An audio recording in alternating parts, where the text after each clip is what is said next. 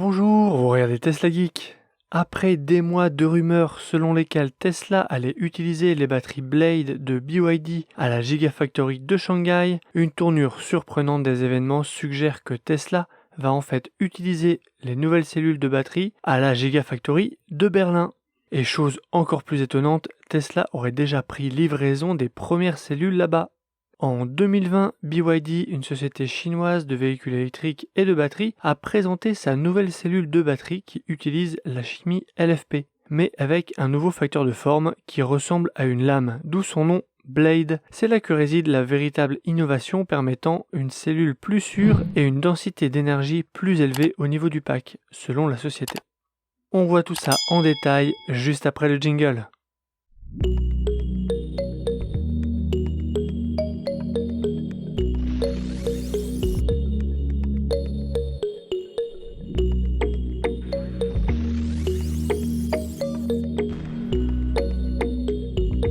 BYD a écrit dans un communiqué de presse: lors des tests de pénétration des clous, la batterie Blade n'a émis ni fumée ni feu après avoir été pénétrée et sa température de surface n'a atteint que 30 à 60 degrés. Dans les mêmes conditions, une batterie au lithium dépassait 500 degrés et brûlait violemment, alors qu'une batterie conventionnelle LFP n'émettait pas ouvertement de flammes ou de fumée. Sa température de surface atteignait quand même des températures dangereuses de 200 à 400 degrés. Cela implique que les véhicules électriques équipés de la batterie Blade seraient beaucoup moins susceptibles de prendre feu, même lorsqu'ils sont gravement endommagés. Je vous en avais parlé dans une vidéo le mois dernier dédiée à cette batterie Blade BYD.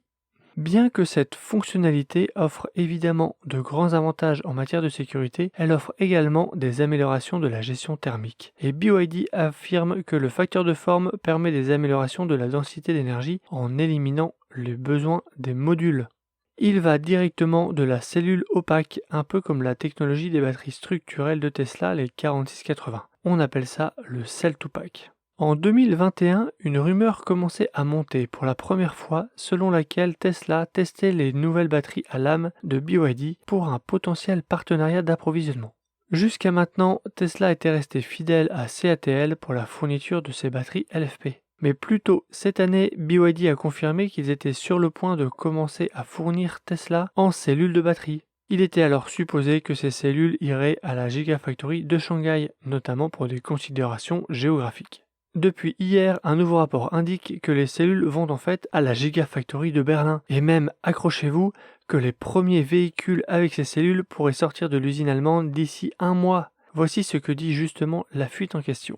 Dans l'après-midi du 10 août, un certain nombre de personnes proches du dossier ont révélé que la batterie Blade fournie par BYD avait été livrée à la Gigafactory de Berlin, en Allemagne, qui est également la première usine de Tesla à utiliser des batteries BYD. Les véhicules Tesla peuvent sortir de la chaîne de montage en un mois seulement, c'est-à-dire de fin août à début septembre. On a également appris d'une autre source que la Gigafactory de Shanghai, qui a beaucoup attiré l'attention, n'envisage pas d'utiliser des batteries BYD pour le moment. C'est une tournure des événements surprenante si cela s'avère vrai, mais ni Tesla ni BYD ne confirment pour le moment, bien que BYD ait précédemment confirmé son intention de fournir à Tesla des cellules de batterie. On en parlait dans la précédente vidéo. L'usine de Berlin ne fabrique actuellement que des modèles Y et des versions performance et quelques versions grande autonomie, mais ces dernières n'auraient pas encore été livrées à des particuliers.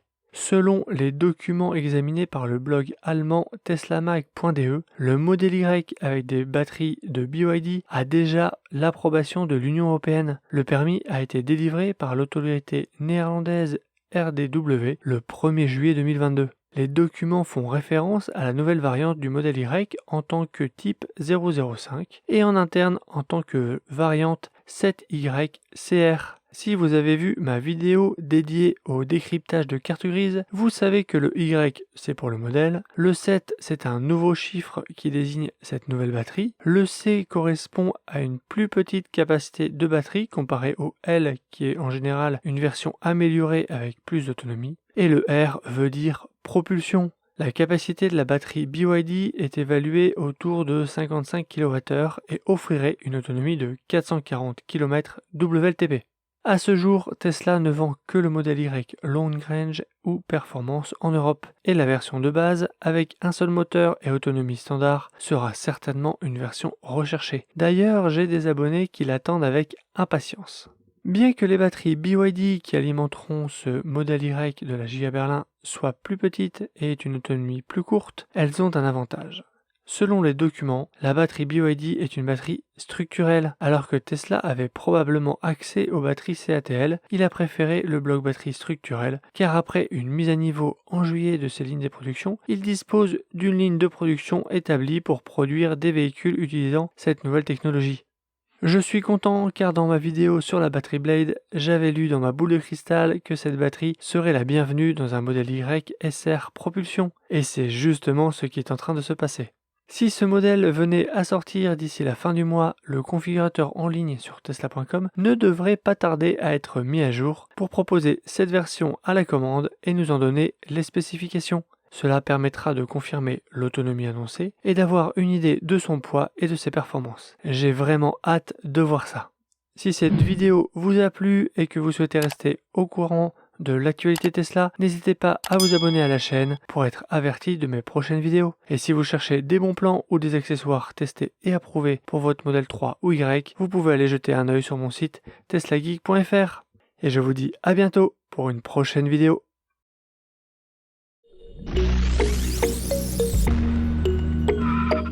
Si tu as aimé cette vidéo ou que tu veux soutenir la chaîne, mets un like. Tu peux t'abonner pour recevoir les notifications de mes prochaines vidéos et aider la chaîne à être mieux référencée. N'hésite pas à donner ton avis en commentaire. À bientôt!